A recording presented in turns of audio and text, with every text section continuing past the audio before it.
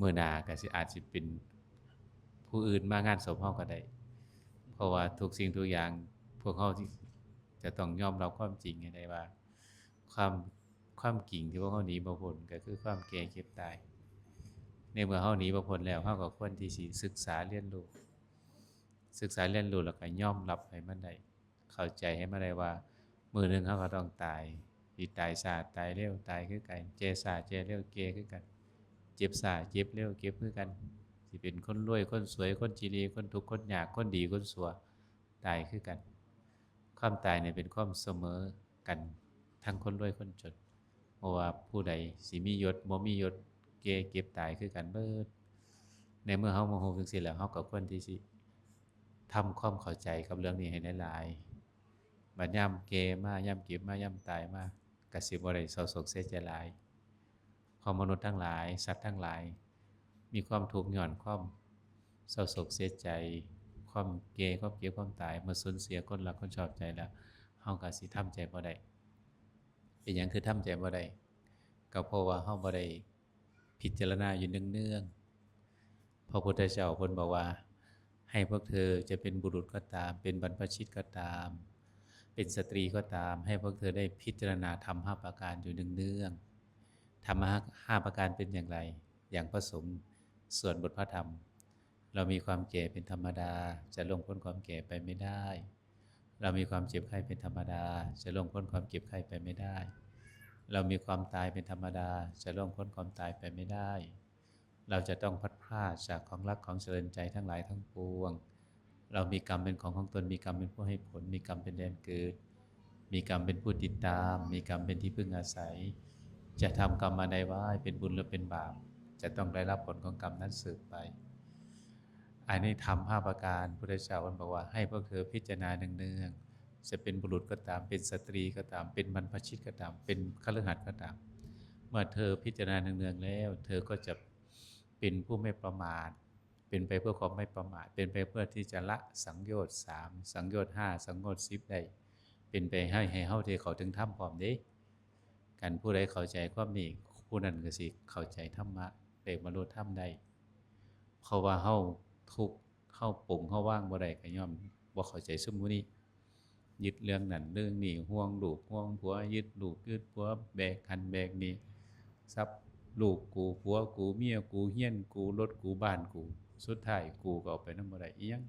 แต่พวกเฮาบ่ได้เข้าใจซุมมื้อนี้ก็เลยมีแต่ห่วงมีแต่ยึดมีแต่แบกก็เลยบ่ได้พิจารณาเรื่องนี้ก็แฮงทุกข์ปลงว่างบ่ได้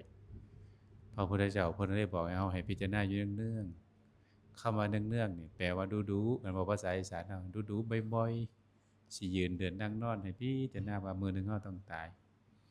จังมางานศพคุณพ่อคำไสแขกผู้มีเกียรติทั้งหลายญาติพี่น้องทั้งหลายก็ให้ได้พิจารณาว่ามื้อนี้เฮามางานศพพ่อคำไสแสงชาลีมื้อหน้าเฮาก็สิต้องมาเป็นจังซี่คือกันคันสมมุติว่ามื้ออื่นเฮาตายนี่เฮาสิเตรียมตัวบ่เฮาสิพร้อมบ่เฮาสิห่วงหยังบ่เฮาสิวางหยังได้บ่เฮาสิย้านบ่คันสมมุติว่าเฮาสิตายมื้ออื่นนี่สมมุติมีหยังสิห่วงมีหยังสิคิดหยังนำหยังบ่ก็ลองถามเจ้าของเล่นๆซุมื้อสิได้ไปสวรรค์บ่สิได้ไปพรหมบ่สิได้ไปนิพพานบ่สิได้มาเป็นมนุษย์บ่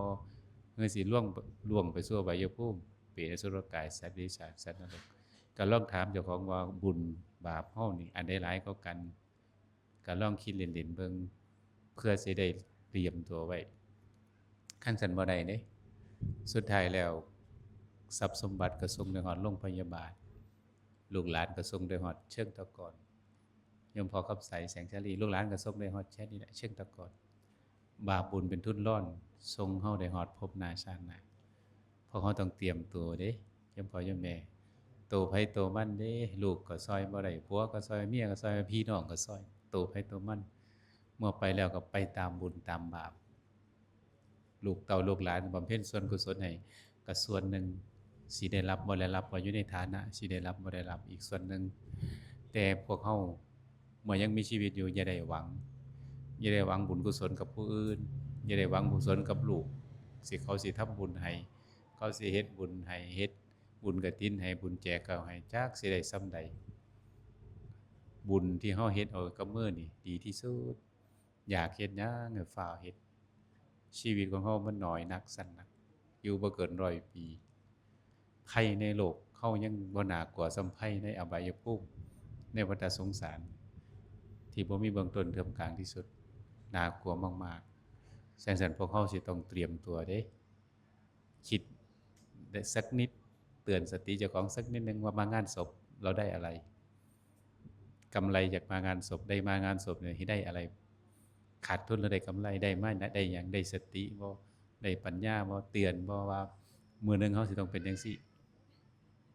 นะยามเฮามางานศพมาไหว้ศพเป็นคือจุดธูปดอกเดียวคนโบราณเพิ่นเฮ็ดปริศนาธรรมให้บ่งบอกว่าเฮามาผู้เดียวก็สิไปผู้เดียวเด้อนี่เปรียบเทียบปริศนาธรรม เฮามาบำเพ็ญกุศลสิได้เห็นว่างานศพนี่เป็นงานที่บำเพ็ญกุศลบำเพ็ญปัญญากุศลก็คือได้ความเข้าใจว่าเฮ็ดจังไดว่าเฮาสิเข้าใจว่านี่คือความจริงเทวทูตมาส่งข่าวว่าอย่าประมาทเด้อสุดแท้ได้เอาหยังไปนำบ่ได้สักหน่อยมีเงิน100ล้านก็ไปนำบ่ได้มียศก็ไปนำบ่ได้มีลูกมีผัวมีเมียก็ไปนำบ่ได้มาตัวเปล่าไปตัวเปล่านี่เฮาเชื่ออยู่บ่มาจากท้องพ่อท้องแม่เฮานี่ มีหยังมานำถามเจ้าของเบิ่งบ่มีหยังจักหน่อยเสียค่าคิงก็บ่มีลูกก็บ่มีผัวก็บ่มีเมียก็บ่มีให้หน้าสาโทบ่มีจักอย่างมาหาเอาใหญ่มากบัดนี้ยามเฮาสิตายเฮาก็สิไปโตเป่าคือกันให้เตือนเจ้าของว่าอย่ามาหลงอย่ามาแบกสมบัติเหล่านี้บ่แม่นสิไปเอาไปนำเอามาใส่ชั่วคราวมีแต่ความดีบุญกุศลบาปบุญเป็นทุนร้อนส่งในภพหน้าชาติหน้า เฮาเฮ็ดหยังไว้ในโลกนี้ว่าจะเป็นบุญเป็นบาปจะต้องได้รับผลของกรรมนั้นสืบๆไปทีนี้เฮารู้จังซี่แล้วเฮ็ดจังได๋เฮาสิหวังเพิงไผบัดเพิงลูกเพิงเมียก็เพิงได้ชั่วคราวเพิงบุญเพิงกรรมเฮา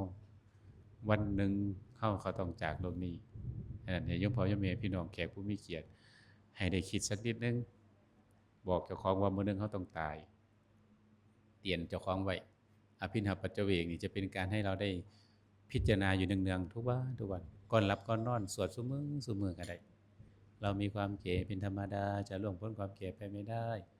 เรามีความเจ็บไข้เป็นธรรมดาจะล่วงพ้นความเจ็บไข้ไปไม่ได้เรามีความตายเป็นธรรมดาจะล่วงพ้นความตายไปไม่ได้เราจะต้องพลัดพรากจากของรักของเจริญใจเรามีกรรมเป็นของตนมีกรรมเป็นผู้ให้ผลมีกรรมเป็นแดนเกิดมีกรรมเป็นผู้ติดตามมีกรรมเป็นที่พึ่งอาศัยจะทำกรรมให้เป็นบุญหรือเป็นบาปจะต้องได้รับผลของกรรมนั้นสืบไป บ่ต้องไปด่าบ่ต้องไปจองเว้นผู้ใดเขาสิเฮ็ดดีเฮ็ดชั่วเฮ็ดบุญเฮ็ดบาปของไผของมันได้แท้แน่นอน บ่ต้องไปว่าบ่ต้องไปวิพากษ์วิจารณ์บ่ต้องไปโต้ตอบให้เฮาเชื่อตรงนี้คันผู้ใดสวดซุมื้อใดก่อนหลับก่อนนอนหรือคิดได้ยืนเดินนั่งนอนพิจารณาเรื่องๆให้มันโปร่งมันว่างให้มันได้คันผู้ใดเข้าใจตัวนี้ผู้นั้นก็เข้าใจธรรมโลกก็บ่ซ้ำธรรมก็บ่คุณอยู่กับโลกก็เข้าใจโลก ทำหน้าที่ไปมื้อหนึงต้องตายเตรียมตัวไว้ดีๆก่อนหลับก่อนนอนสวดมนต์นั่งสมาธิพิจารณาสังขารความจริงหนีบ่พ้นมีผู้ใดบ่ตายในโลกนี้เกิดมาพระพุทธเจ้าพระอรหันต์พระราชาเศรษฐียาจกคนขอทานตายหมดเพราะเราต้องเข้าใจตรงนั้นบ่นี้เรื่องเหล่านี้เป็นเรื่องหนีบ่พ้นบ่ว่าประเทศใดบ่ว่าชนชาติใดเชื้อชาติใดนับถือศาสนาใดก็สร้างหนีบ่พ้นความตาย เฮ็ดจังไดบัดนี้เฮาเชื่อตัวนี้บ่คำสอนพุทธศาสนาให้เชื่อเรื่องกฎแห่งกรรมเชื่อบาปบุญเฮ็ดจังไดเฮาสิเข้าใจซุมมื้อนี้คันผู้ใดเข้าใจซุมนี้ผู้นั้นก็อยู่อย่างมีความสบายอยู่อย่างมีความสุขหลายกว่าความทุกข์คันเฮาปล่อยวางสังขารได้มันก็บ่ทุกข์คันเฮายอมรับได้มันบ่ทุกข์อันที่มันทุกข์เพราะมันยอมรับบ่ได้ลูกตายผัวตายเมียตายยอมรับบ่ได้ทำใจบ่ได้พอเฮาหยังพอเฮาบ่ได้ฝึก บ่ได้เจริญสติสมาธิบ่ได้พิจารณามันก็เลยบ่เกิดปัญญามื้อแต่ละมื้อนี่คิดเรื่องอื่นเรื่องโลกๆนี่เบิดมื้อเบิดคืนแต่สิคิดเรื่องเหล่านี้แทบสิบ่มีนี่คือความจริงที่พวกเราขาดศีลขาดธรรมขาดธรรมะบัดยามทุกข์มาไผสิโทษไผมันก็โทษเฮาบ่ได้พิจารณาเนืองๆอยู่ซุมื้ออันนี้อยากให้พี่น้องได้พิจารณาเอาไปพิจารณาว่ามื้อหนึ่งเฮาต้องแก่เจ็บตาย ตายแล้วก็บ่เอาหยังไปนำบ่ได้มีแต่บุญกับบาปอันนั้นขอโมทนาสาธุนำลูกหลานเจ้าภาพพี่น้องได้มาบำเพ็ญบุญกุศลให้คุณพ่อคำใสแสงชาลี ถ้าดวงจิตดวงวิญญาณเพิ่นอยู่ไสก็ขอได้มารับโมทนาบุญนำลูกนำหลานนำพี่นำน้องถ้ามีความทุกข์ก็ขอให้พ้นจากทุกข์ถ้ามีความสุขก็ขอให้สุขยิ่งๆขึ้นไปและบุญกุศลส่วนนี้สะท้อนย้อนกลับปกปักรักษาลูกหลานแขกผู้มีเกียรติเจ้าภาพสู้ผู้สู้คนให้มีแต่ความสุขความเจริญสุขภาพแข็งแรงแคล้วคลาดปลอดภัยอายุมั่นขวัญยืนโชคลาภร่ำรวยเจริญในศีลในธรรมในดวงตาเห็นธรรมโดยทั่วกันทุกท่านทุกคนเทินเตรียมน้ำกรวดเด้อมาแผ่บุญกุศลหันธรรมยังสามัญญาอนุโมทนาคาทายโยพนามาเสยะถาวาริวหาปุราปาริปุเรนติสาคารังห่วงน้ำที่เต็มย่อมยังสมุทรสาครให้บริบูรณ์ได้ชั้นใดเอวะเมวะอิโตทินัมเป็นตานะอุปกัมปันติทานที่ท่านอุทิศให้แล้วแต่โลกนี้ย่อมสำเร็จประโยชน์แก่ผู้ที่ละโลกนี้ไปแล้วได้ชั้นนั้นเอจิตัมปันติตังตุมหาขออิตัมโพธิที่ท่านปรารถนาและตั้งใจแล้วชิมปะเมวะสัมเมจันตุจงสำเร็จโดยฉับพลันสัมเพปุเรนตุสังกัปปะขอความดำริทั้งปวงจงเต็มที่จันโทปนะระโสยธาเหมือนพระจันทร์วันเพ็ญมณีโชติราโสยธาเหมือนแก้วมณีอันสว่างไสวควรยินดีสัพพิติโยวิวัชชันตุความจันไรทั้งปวงจงบำราดไปสัมภโรโควินาศตุโรคทั้งปวงของท่านจงหายมามเตมภวัตวัตตรายโยอันตรายอย่ามีแก่ท่านสุขีมทิคายุโกภวะท่านจงเป็นผู้มีความสุขมีอายุยืนอาภิวาทนาสิริสเนจาบุญธาปัญจยิโน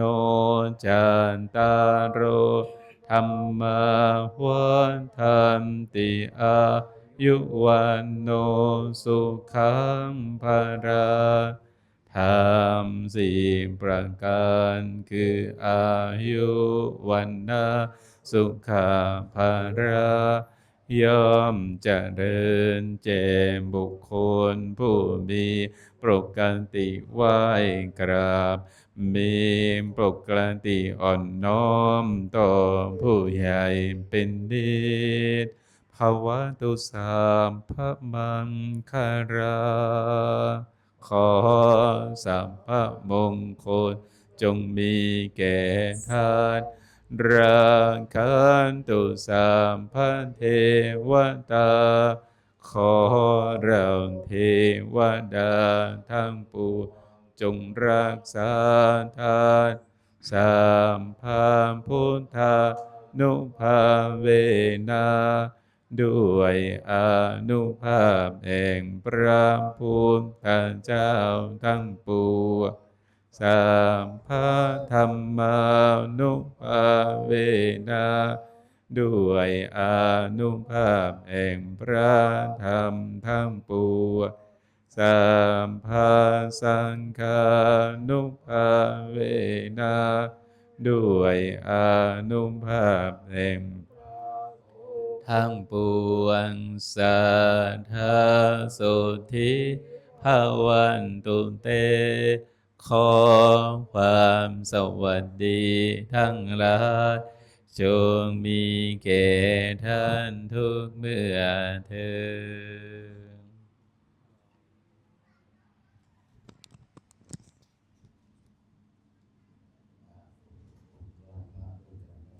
อิทังเตตานังยาตินังโหตุยาตโยทานของพวกข้าพเจ้าทั้งหลาย